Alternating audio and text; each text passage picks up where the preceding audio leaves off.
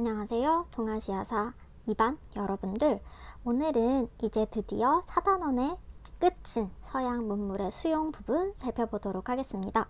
우리는 4단원에서 이제 근대 개항의 시기부터 이제 일본이 전쟁에서 패망하는 1945년까지의 시기를 살펴보았습니다. 약 100년 정도의 시간을 4단원을 통해서 살펴봤는데, 그 100년 동안 이제 이 아시아에 굉장히 다양한 서양의 문물들이 들어왔는데, 어떤 문물들이 새롭게 들어와서 이 동아시아의 삶에 변화를 주었는지 같이 한번 살펴보도록 하겠습니다.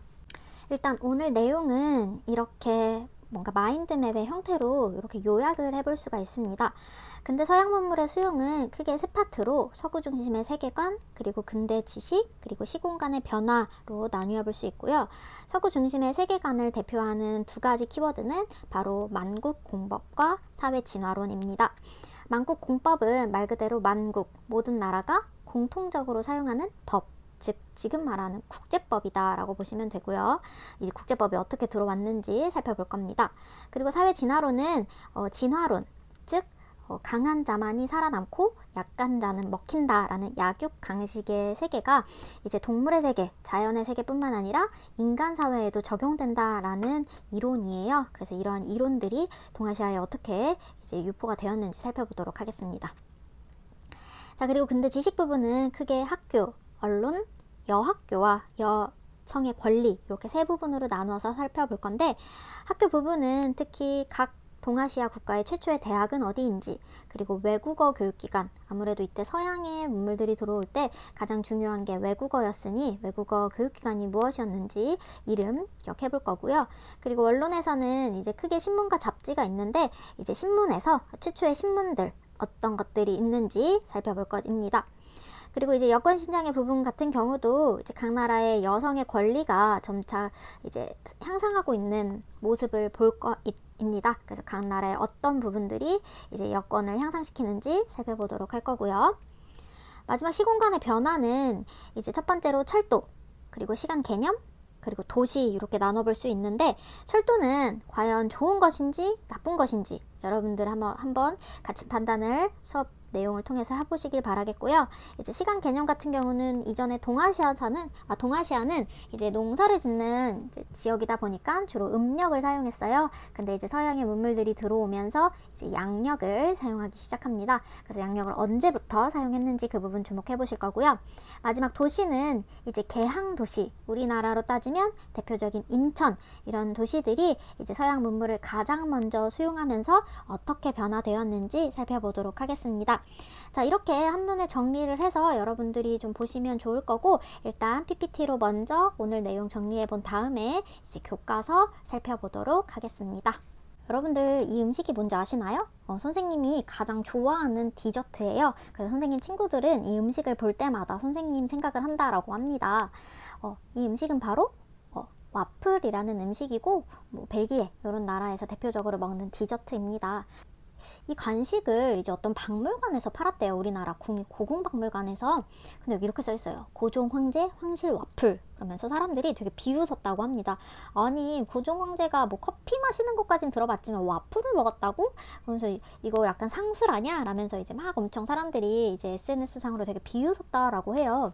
근데 실제 이제 고종 황제가 커피를 굉장히 좋아했다라는 건 익히 많이 소문이 나 있었던 얘기인데, 거기다 플러스 이런 와플 틀이 발견됐다라고 해요. 우리나라 그 고궁박물관 그 지역에서. 그래서 이걸 보고 고종 황제도 우리와 마찬가지로 와플의 커피를 즐겼구나 라는 사실을 살펴볼 수 있었고, 실제로 이 박물관의 어떻게 보면은 마케팅이 실제를 바탕으로 했다라는 점을 알 수 있습니다. 자, 그럼 이런 먹거리 이외에도 어떤 것들이 이제 수용되었는지 차례대로 한번 보겠습니다. 자, 이제 가장 첫 번째로 볼 것은 이제 서구 중심적인 세계관의 첫 번째인 만국공법이라는 것이에요. 아까 얘기한 것처럼 이제 만국, 모든 나라가 공통적으로 사용하는 법, 즉 국제법이다 라고 보시면 되는데, 이는 이제 미국의 휘튼이라는 사람이 만들었고, 이제 선교사인 윌리엄 마틴에 의해서 번역이 되어서 아시아로 전파되었다 라고 해요. 만국공법의 주요 내용이 무엇이냐면, 이제 국가를 다스리는 권리를 주권이라고 한다. 우리 국민주권의 원리 이런 말 많이 들어봤죠. 그래서 이 주권은 뭐 안에서 행해지기도 하고 밖에서 행해지기도 하고 또 주권은 백성에게 맡겨지기도 하고 군주에게도 맡겨지기도 한다라는 뭔가 주권에 대한 얘기를 하고 있어요. 이걸 보면은 그 나라의 권리, 그 나라의 주인의식을 스스로 가져야 되는구나 라는 뭔가 굉장히 자주 독립적인 내용이다 라고 느낄 수 있죠. 자, 이런 만국공법을 이제 세 나라에서 어떻게 수용했냐라고 보시면 청나라 같은 경우는 기존에 중국이 최고야, 화이강, 중국이 짱이다 라는 건 기본 정신으로 유지하되 이제 서구 열강과 외교를 할 때만 사용했다라고 합니다. 한편 일본은 이 만국공법을 전면 수용을 해서 이후에 뭐 우리나라와 맺는 강화도 조약 그리고 청나라와 맺는 이 청일수호 조약을 맺음으로써 이제 근대 조약을 맺는데 이제 사용을 했다라고 합니다. 이제 우리나라 같은 경우도 이제 굉장히 불평등 조약을 많이 맺었던 그 상황에서 우리나라의 권리를 유지하기 위한 주권 보장으로 이제 이 만국공법을 활용했다고 해요.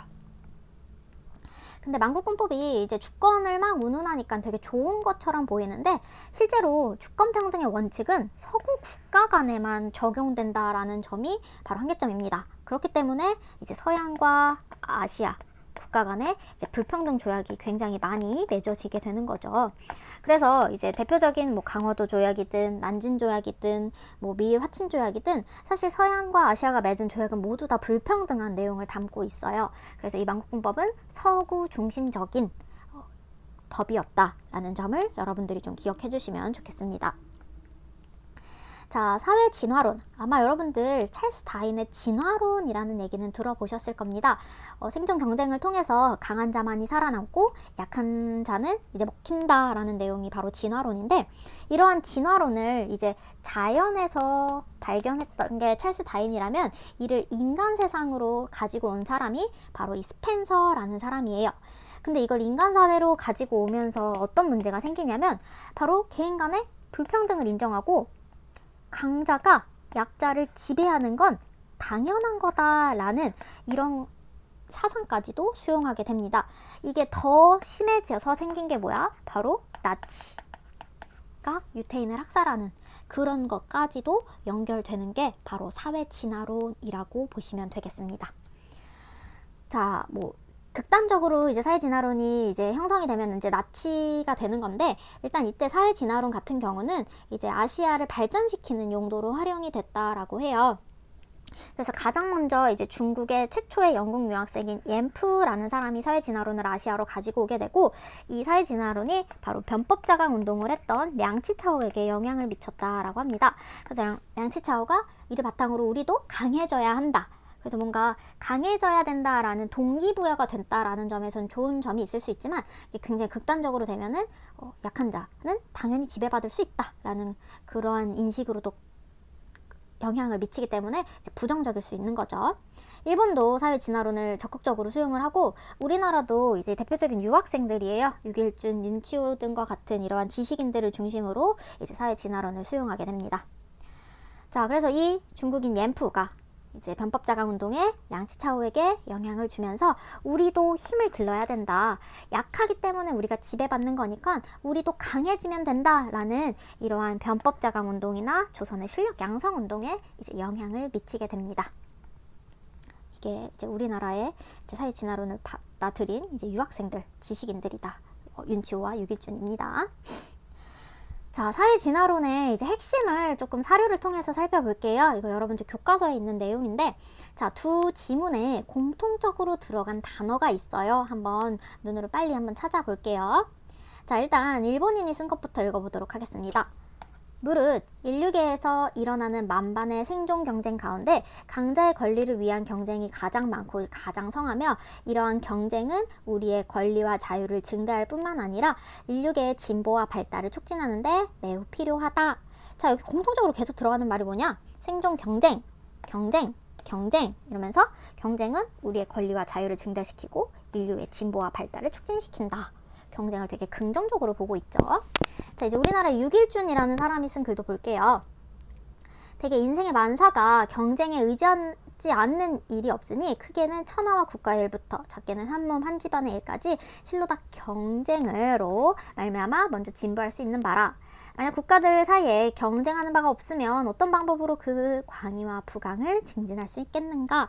그러면서 이 사회 진화론을 추종하는 사람들이 공통적으로 중요하다라고 말하는 게 바로 경쟁이에요. 여러분들은 경쟁에 대해서 어떻게 생각하시나요?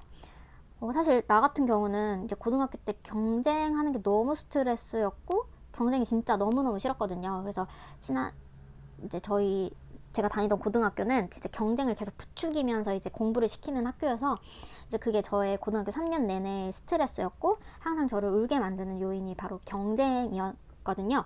그러니까 이렇게 경쟁을 통해서 성장할 수 있다라고 생각하는 사람도 있고 오히려 경쟁이 너무 스트레스여서 경쟁으로 인해서 포기하게 되는 사람도 있어요. 여러분은 어떤 성향의 사람인지 스스로를 조금 잘 판단한 뒤에 경쟁에 좀 뛰어드시길 바라겠습니다. 자, 이러한 사회 진화론의 한계는 바로 경쟁을 해서 우리가 강자가 되면 돼. 그러면서 제국주의를 비판하기보다는 오히려 우리도 저렇게 강해져야겠다라고 선망을 하게 됩니다. 그리고 일본에서 일어났던 자유민권운동을 비판하면서 개인보다는 국가의 중요성을 강조하는 그런 모습을 볼 수 있겠죠. 왜냐면 국가가 다 같이 으쌰으쌰해서 강해져야 된다라는 걸 강조하기 때문에. 그리고 세 번째는 이게 앞에서 얘기한 것처럼 국가주의와 결합을 해서 일본이 제국주의 팽창을 하는데 이제 정당화가 되는 모습을 볼 수 있겠습니다. 자, 그러면 이제 주제 2로 넘어가서 근대 지식으로 살펴보도록 하겠습니다. 물론 이전에도 우리나라에 성균관과 같은 학교들이 있긴 했었는데 사실 대부분 이제 양반과 자제들이 다니지 이제 모든 계층에게 평등적으로 교육의 기회가 부여된 건 아니었잖아요. 근데 이제 근대 지식이 확산되면서 이제 교육의 기회가 균등하게 이제 모두에게 주어지게 되었다라고 합니다. 특히 이 시기 학교는 이제 서구 학문도 받아들이고 그리고 실용적인 학문도 이제 공부를 했다라고 해요. 여기 나와 있는 사진은 우리나라의 최초의 학교라고 볼 수 있는 배재학당입니다. 여러분들 서울 2호선 시청역에 가시면 배재학당의 모습을 볼 수 있어요. 자, 그리고 이 당시엔 이제 서양과 교류를 시작하기 때문에 이제 외국어 교육기관이 굉장히 중요했는데 이제 각 나라의 대표적인 외국어 교육기관 이름들 여러분들이 좀 기억을 해주시길 바랄게요. 청나라의 동문관, 그리고 이거를 따라해서 조선에도 동문학이라는 학교를 만들었고 일본의 게이오 의숙, 이거는 지금도 일본의 게이오 대학이라는 게 있죠. 자, 그리고 조선의 유경공원, 이런 것들이 대표적인 외국어 교육기관 되겠습니다. 자, 그리고 여러 이제 교육 제도 같은 거 보시면 이제 청나라도 이제 과거제를 폐지했고 우리나라도 이제 가부개혁 때 과거제를 폐지하게 되죠. 그래서 과거제 폐지하고 이제 교육입국 조서를 바탕으로 새로운 신식 학교들을 세우게 되고요. 청나라에서 이제 가장 대표적인 근대 학교는 경서대학당이라는 건데 지금의 베이징 대학, 북경대를 말하는 것입니다. 일본도 우리가 현재 쓰고 있는 초, 중, 고, 대 이 근대 학제를 이제 처음 마련을 하게 되고요. 그리고 메이지 유신 이후에 이제 소학교 의무 교육도 하고 그리고 일본의 탑 대학인 동경대도 이 당시에 설립이 됩니다. 청나라는 베이징, 일본은 동경대. 그럼 우리나라 서울대는 언제 만들어졌을까? 자, 방금 얘기한 것처럼 이제 각 나라의 가장 오래된 대표적인 대학이 중국의 북경대, 그리고 일본의 동경대, 도쿄대라고 나와 있다면 우리나라의 최초의 대학은 어딜까? 그래서 제가 이게 되게 말이 다 다른데 제가 이렇게 막 자료를 찾아봤더니 우리나라에서 처음으로 대학이라는 정식 인가를 받은 건 숭실학교래요. 그러니까 숭실대학교다라고 합니다. 그리고 우리나라의 그 서울대는 이제 1920년대 경성제국대학이 이제 서울대로 이후에 연결이 돼서 아마 그때 서울대라는 말이 해방 이후에 등장하게 되는 걸로 저는 알고 있습니다. 자, 그래서 이런 학교가 교육을 많은 사람들이 받게 대중화 시켰다라는 점이 좋은 점이겠죠. 자, 한편 신문은 이제 사람들의 알 권리를 충족시켜주는 도구가 되는 거겠죠. 만화, 사설, 기사, 광고, 인터뷰 우리 작년에 세계사 시간에도 신문 만드는 수행평가를 했는데 이런 다양한 내용들이 들어있는 게 바로 신문입니다. 각 나라의 이제 최초의 신문, 대표적인 신문 한번 살펴볼게요. 청나라 같은 경우는 이제 영국 상인에 의해 만들어진 상하이 신보, 상하이에서 가장 먼저 만들어진 거겠죠. 자, 그리고 일본은 최초의 일간지인 요코하마 마이니치 신문, 요코하마에서 발행된 것입니다. 조선은 최초의 신문은 한성순보, 즉 서울에서 발간된 신문이고요. 그 외에도 독립신문, 그리고 대한매일신보라는 이런 신문들이 있습니다. 특히 대한매일신보는 이제 영국인 베델 이사장으로 있어서 이때 반일 기사를 굉장히 많이 쓴 신문으로 유명했다라고 보시면 되겠습니다. 자, 잡지도 이 당시에 굉장히 많이 봤대요. 사실 우리는 요즘에 막 잡지를 많이 보지 않죠. 선생님도 약간 좋아하는 연예인이 잡지 표지 모델일 때만 종종 잡지를 사곤 하는데, 사실 요즘에야 SNS도 그리고 인터넷도 너무 발전되어 있기 때문에 모든 문화를 인터넷이나 SNS로 배우면 되지만 이 당시엔 그런 게 아니었기 때문에 이런 잡지를 통해서 당시의 문화, 학문 이런 것들을 접했다라고 합니다. 그래서 각국의 잡지 간단하게 이런 잡지들이 있었구나 라는 것만 보고 넘어가도록 할게요. 자, 그리고 이제 서양에 이런 다양한 사상들이 들어오면서 이제 여성의 권리도 굉장히 높아지기 시작합니다. 자, 이전까지 우리는 흔히 요즘에 많이 쓰는 유교걸이라는 말, 즉 성리학에 의해서 굉장히 조신한 여성이 최고고 남편 죽으면 따라 죽어야 되고 막 이런 여성상이었다면, 이제는 그런 유교걸은 없다. 이제 신여성의 시대다 라면서 이런 신여성과 관련된 잡지들도 막 등장을 합니다. 한복보다는 굉장히 이런 화려한 옷도 입는 이런 신여성들의 모습을 살펴볼 수 있고요. 이제 그 각 나라마다 보면은 이제 중국에서는 이제 여학교가 막 지어지고 있고, 그리고 사실 청나라에서 여성을 가장 억압하던 게 바로 전족이라는 거였어요. 다음 사진 보여줄 건데, 이제 중국은 여자 발이 작은 게 미인이라고 생각해요. 그래서 여자들이 작은 발로 막 뒤뚱뒤뚱 거는 걸 굉장히 여성스럽다라고 생각을 해서 태어날 때부터 발을, 그러니까 대략 제 발이 지금 230이니까 23cm잖아요. 근데 이 발을 한 9에서 11cm까지만 자라게 하는 걸 전족이라고 보시면 되겠습니다. 일본도 이제 일부 다처, 그리고 매춘 이런 것들을 금지시키고 이제 조선에서도 다양한 여자 학교들이 생기게 된다라는 점 보시면 되겠습니다. 이런 거예요. 굉장히 잔인하죠. 이거 뼈를 으스러뜨려서 발을 이렇게 만드는 거래요. 그리고 이거 하면서 굉장히 많은 아이들이 죽기도 했다라고 합니다. 순원이 이제 신해혁명 이후에 전족을 금지한다라는 이러한 통지문을 내릴 만큼 중국에선 되게 오랜 전통으로 이런 전족을 행했다라고 해요. 자, 그리고 요즘에도 늘 문제가 되죠. 성매매. 그리고 이제 우리나라는 없지만 이제 이슬람이나 이런 국가들 가면은 일부 다처 이런 것들이 있는데, 성매매나 이런 일부 다처들이 여성의 권리를 낮추는 것들이기 때문에 이런 것들을 반대하는 그런 운동들이 이 당시에도 존재했다라고 합니다. 그리고 이제 여성의 권리를 향상시키기 위해선 여성도 배워야 하는 거잖아요. 그래서 이제 학교들이 많이 세워지게 되죠. 대표적으로 우리나라에 생긴 여학교가 바로 이화학당이죠. 자, 이 사진이 이제 이화학당의 가장 첫 번째 모습이었다라고 해요. 자, 근데 이게 이제 현재에는 이렇게 비슷한 형태로 이화역사관으로 이제 존재한다라고 합니다. 정치에 여성이 참여할 권리가 있고, 평등하게 직업을 가질 권리, 그리고 교육을 받을 권리가 있다. 지금은 너무 당연한 말이지만 이 당시에는 이것들이 당연하지 않았었다라는 점을 좀 기억해 주시면 좋겠습니다. 자, 철도라는 건 우리에게 사실 기차 하면 굉장히 낭만적인 기차 여행, 선생님 대학교 때 막 내일로 이런 생각을 가장 먼저 떠오르게 되지만, 사실 기차가 만들어진, 그러니까 우리나라나 아시아의 기차가 만들어진 가장 큰 이유는 바로 서양의 침략과 경제적인 침탈을 위해서 만든 것이다 라고 합니다. 지금은 이런 것들이 더 많은 인식이라면, 사실 근대에는 철도는 이런 군사 침략과 경제 침탈의 상징이었다라고 보시면 되겠습니다. 일본에 이제 가장 먼저 생긴 철도가 수도인 도쿄와 그리고 그 근처에 있는 요코하마라는 개항지, 이제 우리나라로 따지면 한 인천 정도 되는 지역에 가장 먼저 이제 철도가 생기게 되죠. 우리나라도 인선, 즉 인천과 서울을 연결하는 철도가 가장 먼저 만들어졌다라고 해요.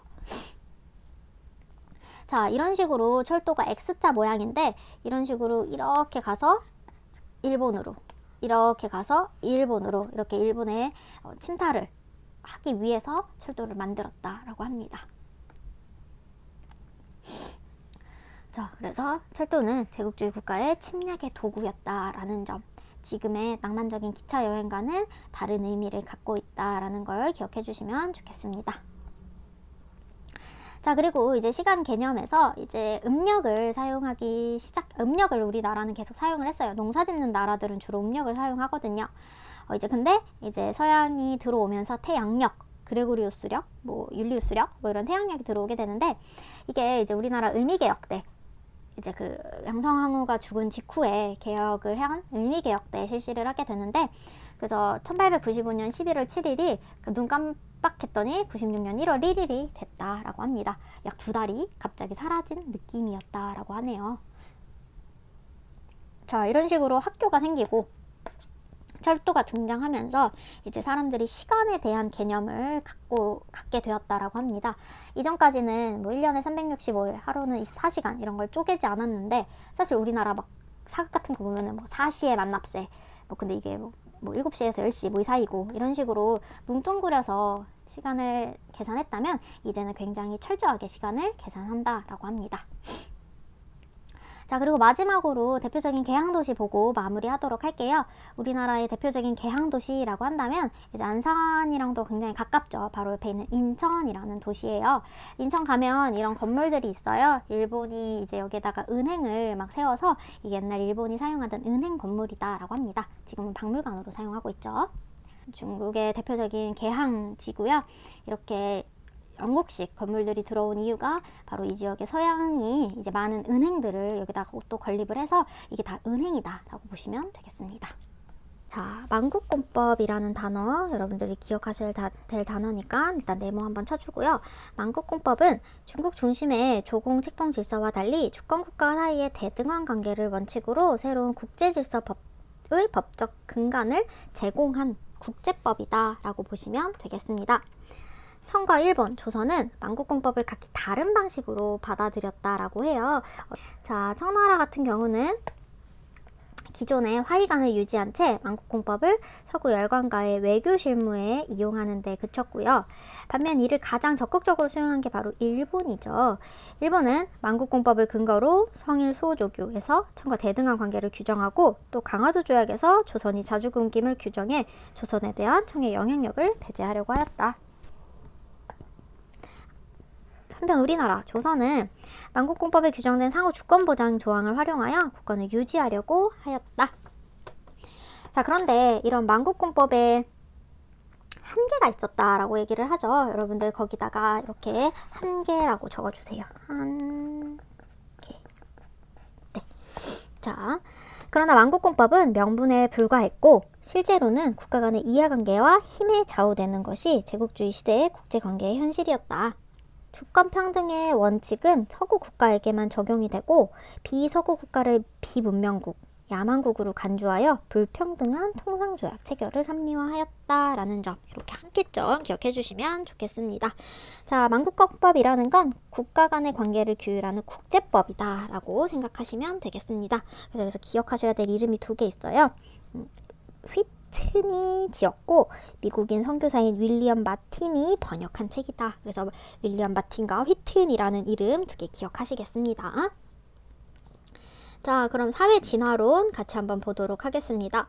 사회 진화론이라는 건 여기 스펜서라는 사람이 찰스 다윈이 주장했던 생물학적 진화론을 인간 사회에 적용한 이론이다. 그래서 생존 경쟁, 약육 강식이 핵심입니다. 자, 그럼 사회 진화론의 내용을 한번 보도록 하겠습니다. 사회 진화론이라는 것도 좀 기억해 주셔야 되고요. 19세기 동아시아에 들어온 서구 사상 중 하나로 동아시아 사회에 큰 영향을 끼쳤다. 사회 진화론은 경쟁으로 말미암아 개인 간의 불평등을 인정하고 약자에 대한 강자의 지배를 당연시하였다. 여기서 핵심은 경쟁이다 라고 얘기를 했었죠. 동아시아 각국은 이러한 사회 진화론으로 우리도 힘을 길러야 한다라는 자강운동의 근거로 변형하여 수용하였습니다. 서구와 같은 근대화를 이루기 위해서는 국가의 이익을 최우선으로 삼아 애국심과 민족 정신을 갖도록 국민 계몽, 통합을 해야 한다라고 강조하였다. 국가의 이익을 최우선으로 한다라는 점도 봐주시면 되겠습니다. 사회 진화론은 동아시아 근대 민족주의 태동에 영향을 미쳤다. 자, 여기도 나라별로 볼게요. 일본에서는 사회 진화론에 관련된 서적이 다수 번역되었고요. 청나라 같은 경우는 중국 최초의 영국 유학생이었던 옌프가 청일전쟁 패배의 충격을 받고 사회 진화론을 소개하였고, 이는 이후 량치차오에게 영향을 끼쳤다. 이 량치차오라는 사람은 변법 자강 운동을 이끌었던 사람이에요. 자, 한편 이제 우리나라에서는 이제 육일준 윤치호가 사회 진화론을 적극적으로 받아들여 조선 사회가 서구 자본주의를 받아들여야 한다라고 주장하였다. 네, 그래서 여기 사람 이름들 옌프, 량치차오, 류길준, 윤치호 이런 사람들 기억해 주시면 좋겠습니다. 자, 이 사회 진화론 역시도 한계점이 있어요. 여기다가 한계라고 적어줄게요. 그러나 사회 진화론은 강대국의 약소국 침략과 지배를 합리화하는 논리로 이용되었다. 사회 진화론의 기반을 자강론은 제국주의 비판을 소홀히 하였고, 오히려 제국주의 열강을 선망하면서 그 일원이 되고자 하는 소망의 근거가 되었다. 그 대표적인 예가 일본이죠. 여기 바로 밑에 일본 나오네요. 특히 일본에서는 일부 자유민권론자가 첨부 인권설을 버리고 사회 진화론을 받아들이면서 자유민권운동을 망상이라고 비판하였습니다. 나아가 개인은 애국심을 갖고 천황과 국가에 충성해야 한다라고 주장하였습니다. 이와 같은 사회 진화론은 국가주의와 결합하여 일본의 제국주의 팽창을 정당화하는 데 역할을 하였다. 그래서 이 만국공법이나 이러한 사회 진화론이 아시아 나라에게 실질적으로 도움이 된 건 아니다라는 걸 알 수 있습니다. 외세의 압력으로 문호를 개방한 동아시아 각국은 부국강병을 이루기 위한 교육에 역점을 두었다. 이에 각국 정부는 전통시대와 달리 교육의 기회균등의 원리에 따라 모든 사람을 교육의 대상으로 삼았고, 서구의 근대 학문과 일상생활에 필요한 실용적인 내용을 가르치기 시작하였다. 자, 각국은 서양 문물의 수용을 위해서 외국어 교육기관을 설립하였다. 자, 각 나라의 외국어 학교 이름 보도록 할게요. 자, 청나라, 일본, 그리고 어디있지? 조선. 이렇게 보시면 청나라에는 동문관, 그리고 조선에는 동문학과 유경공원, 그리고 일본은 게이오의숙이라는 학교 이름들이 있고요. 자, 그리고 근대 교육을 시행하기 위해서 새로운 학교 제도도 마련을 하였다고 합니다. 자, 일본 같은 경우는 이제 소, 중, 대로 연결되는 근대 학제를 만들었고, 이는 우리나라에도 영향을 미쳤죠. 자, 그리고 국민의 충성심과 효심이 국책의 정화이기자 교육의 근원임을 규정한 교육칙어도 반포하였다. 그래서 이 교육칙어가 이제 국가, 천황에 대한 충성심 이런 것들을 가르치는 거다라고 얘기했었습니다. 자, 그리고 소학교 교육을 의무교육으로 하였고, 이제 도쿄 제국대학 등 고등교육기관도 설립하였다. 청과 조선도 일본의 근대학제를 본뜬 교육제도의 틀을 갖추고 학교를 설립하였다. 조선에서는 근대학제를 제도적으로 뒷받침할 수 있도록 1895년에 교육입국조서라는 걸 고종이 반표하게 되고요. 청나라에서는 이제 신정개혁이 시행되면서 과거제를 폐지하고 각종 교육제도를 개혁하였다. 그 밖에 외국인 선교사가 세운 학교도 근대 교육학대에 이바지하였다. 자, 한편 이제 각국의 정부는 인재 양성을 위해 유학생을 이제 해외로 파견을 했대요. 자비로 유학 간 사람도 있고, 일본에서는 주로 미국, 유럽으로 갔고, 청과 대한제국에서는 일본으로 유학을 갔다. 해외 유학생은 교국 후 근대화 정책 추진과 근대 문물의 확산에 중요한 역할을 하였다.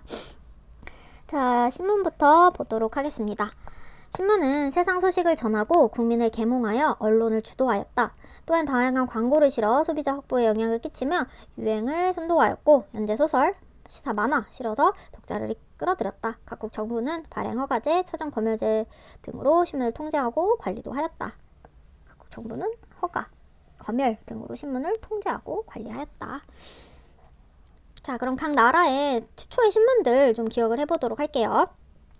청과 일본에서는 조계지의 외국인이 정보를 교환하고 상호 소통하기 위해 신문을 발행하였습니다. 자, 청나라의 가장 대표적인 최초의 신문이 영국 상인이 상하이 신보를 발간한 이후 이를 모델로 중국어, 일본어 신문이 창간되었습니다. 청 정부는 자국민의 신문 발행을 승인하지 않다가 20세기 초야 돼서야 신문 발행을 허용하였다라고 해요. 이게 청, 그리고 일본 갈게요. 일본에서는 최초의 일간지 요코하마 마이니치 신문이 발간되었다. 이후 여러 신문이 발행되었는데 그중 반정부적인 성향을 보이는 신문은 정부의 압력으로 폐간되기도 하였다. 자, 그럼 마지막으로 조선에서는 최초로 한성순보가 발간되었고 그 이후에는 민간신문이자 순한글신문인 독립신문이 발간되었습니다. 이후 여러 민간신문이 잇따라 창간되어 신문물과 지식을 소개하고 국권수호를 위한 여론을 조성하는 등 국민 계몽과 민족운동에 큰 역할을 하였다. 그래서 우리나라 신문 중에 하나만 더 기억할게요. 대한매일신보. 그래서 사장이 영국인 베델. 그래서 반일 기사를 많이 썼다. 요거까지 기억해 주시면 되겠습니다. 자, 한편 여러 단체, 학회 등에서 다양한 잡지를 발행하였다라고 합니다. 잡지는 신문과 함께 사회, 문화운동, 국민 계몽운동의 중요한 도구였으며 학문의 연구와 전파에도 큰 역할을 하였다. 일본, 청, 대한제국. 그냥 간단한 잡지 이름만 체크하고 넘어갈게요. 메이로쿠 잡지, 동방잡지, 기호흥학회 월보, 대한차강의 월보. 아, 이런 잡지들이 있었구나 라는 것만 보고 넘어가겠습니다. 자, 신문, 잡지와 같은 인쇄매체는 다양한 광고가 실렸는데 이런 광고는 서양 문물을 접할 수 있는 통로 중에 하나였다. 그 정도 보고 넘어가겠습니다. 동아시아 지식인들은 부국강병을 위해 여성도 남성과 동등한 국민으로 키워야 한다며 여성교육을 강조하였다. 그리고 정부와 민간에서 설립한 여학교는 여성교육의 산실이었다. 자, 그래서 일본은 근대학제 공포 후 여성도 초, 중 교육을 받도록 하였고 청과 대한제국의 여성교육은 외국인 선교사들이 세운 여학교를 중심으로 시작되었다. 점차 자국민이 세운 사립학교가 늘었고 정부도 여학교를 설립하면서 여성교육이 확대되었다. 여기 한마디로 말하면 여학교가 설립되었다. 자, 여성은 단체를 만들어 여성의 권익을 높이기 위한 활동을 벌였다. 자, 그래서 일본부터 볼게요. 일본은 부인 교풍회가 조직이 되어서 일부 다처와 매춘 금지를 주장하였고 그 결과 중문 금지가 법제화되는 성과를 얻었다. 자, 우리나라 대한제국에서는 서울 양반 부인들이 여성이 정치에 참여할 권리, 직업을 가질 권리, 교육을 받을 권리를 주장하는 여권 통문을 발표하였다. 또한 찬양회를 조직하고 정부의 여학교 설립을 요청하는 상소를 올렸다. 그러나 일부 보수파의 반대로 학교 설립이 거부되자 회비를 걷어 직접 순성 여학교를 설립하였다. 중국에서는 신문화운동 이후 전통적인 가족제도의 변화, 여성교육과 인권문제 등의 개혁 과제로 논의되었고 이와 같은 여성 권리에 대한 인식이 성장하면서 각국에서는 낡은 관습에서 벗어나 자유연애와 결혼 등을 주장하는 신여성이 등장하기도 하였다. 자, 중국의 대표적인 이러한 개혁 논의 바로 전족 금지. 여기 밑에도 나와요. 전족 금지. 자, 여기 보시면 나와 있죠. 중국에서는 여성의 발을 어릴 적부터 억지로 졸라매어 기형적으로 발을 작게 만드는 전족 풍습이 있었다. 전족은 많은 여성의 눈물을 흘리게 하는 대표적인 악습이었고 이에 량치차오 등은 부전족회를 만들어 여성의 발을 해방시키는 천족 운동을 벌였다. 신의 혁명 이후 순원도 전족을 금지하고 이를 어기면 처벌하겠다라고 했다. 그래서 전족회라는 거 여러분들 모르셨다면 이번 기회를 통해 아셨으면 좋겠습니다. 자, 그래서 철도는 상품 유통 촉진, 여행 문화 확산, 기술 발전 등의 중요한 역할을 했다. 하지만 서구 열강이 동아시아의 철도를 부설한 이유는 여기가 중요합니다. 그들의 군사 침략과 경제적인 침탈에 도움이 되기 때문이다. 자, 대표적인 이제 철도 한번 볼게요. 일본은 메이지 유신 이후 중앙집권을 강화하고 부국강병을 실현하기 위해서 직접 철도를 건설했어요. 여기서 핵심은 직접 건설했다라는 점. 그래서 일본은 최초로 도쿄와 요코하마 간의 철도를 개통하였고 이제 청나라에서는 철도가 이제 부설이 되었는데, 처음에는 열강의 군사적, 경제적 침탈과 풍수 문제 등으로 반대가 많았지만 철도 부설 여부를 두고 찬반 논쟁을 벌인 끝에 89년에 철도 부설 기본 정책이 확정되었다. 그리고 철도 기술을 배워오도록 미국의 유학생도 파견하고 철도 기술자 양성학교도 세웠다. 그러나 자본과 기술 부족 등으로 여러 어려움을 겪었고 결국 이제 신축조약 체결을 계기로 중국 철도는 대부분 열강의 손으로 넘어갔다. 자, 이 신축조약을 왜 맺었어요? 기억나요, 여러분들? 의화단운동 이후로 맺잖아요.